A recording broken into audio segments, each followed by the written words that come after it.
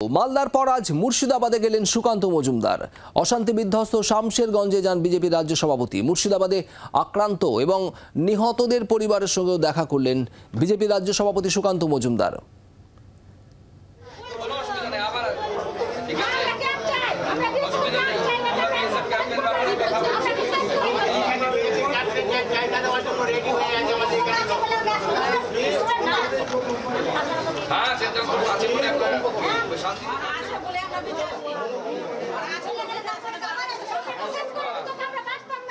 BSF আমরা 3 ঘন্টার মধ্যে নামিয়ে দেবো, 4 ঘন্টার মধ্যে নামিয়ে দেবো, কিন্তু ওই 3-4 ঘন্টা সামলানোর জন্য এইখানকার স্থানীয় হিন্দু সমাজকেও নিজেদের আত্মরক্ষার ব্যবস্থা করতে হবে। যেভাবে করা দরকার, ঠিক যেভাবে আক্রমণকারীরা আক্রমণ করতে আসছে সেইভাবে এদের বাঁচার ব্যবস্থা করতে হবে।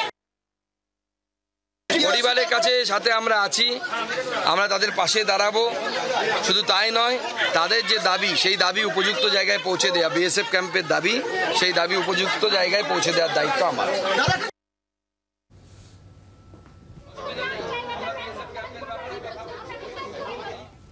আজ জাফরাবাদে যাওয়ার আগে রঘুনাথগঞ্জে যান, সেখানে আক্রান্তদের সঙ্গে কথা বলেন সুকান্ত মজুমদার।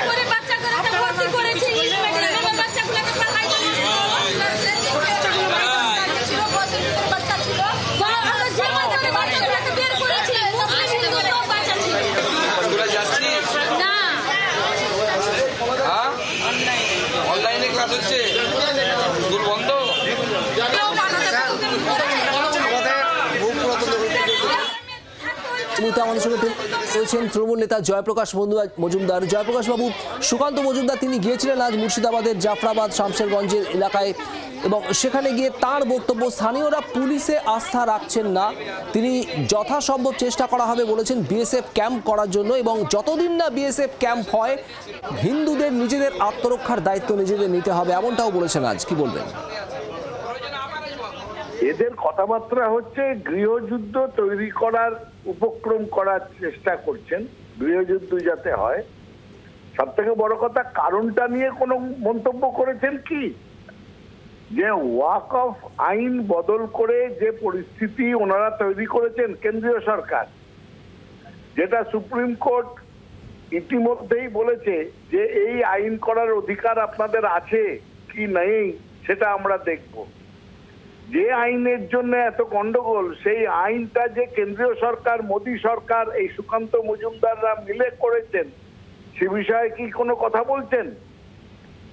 এই যে হিন্দু হিন্দু করে কথা বলছেন, তারা এতদিন তো নিশ্চিন্ত মনে ওখানে ছিলেন। এই আইনের পরিবর্তন না করলে সমাজের বিভাজন হতো না, একে অন্যকে অবিশ্বাস করতো না।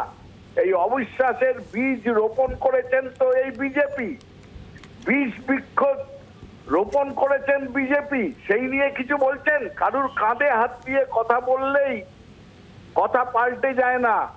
আসল দোষ হচ্ছে এই বিজেপির, যারা ধর্মের নিরিখে সমাজকে বাটোয়ারা করছেন। এদেরকে বাংলা থেকে তাড়াতে হবে। বাংলা জানে কি করে শান্তিতে থাকতে হয়, কিভাবে হিন্দু মুসলমান একসঙ্গে থাকতে পারে। সুতরাং এই বারবার বিভিন্ন জায়গায় ঘুরে তিনি আরো উস্কানি দিচ্ছেন, যাতে আগুন না নেভে, মানুষের বিভাজনের যে আগুন সেটা যেন না নিভে যায়। আর সেই ঘোলা জলে মাছ ধরার চেষ্টা করবেন এই সুকান্ত মজুমদার, শুভেন্দু অধিকারীরা। ধন্যবাদ। তৃণমূল নেতা জয়প্রকাশ মজুমদার আমাদের সঙ্গে ছিলেন টেলিফোনে। বাংলার আওয়াজ, বাঙালির আবেগ, জি 24 ঘন্টা।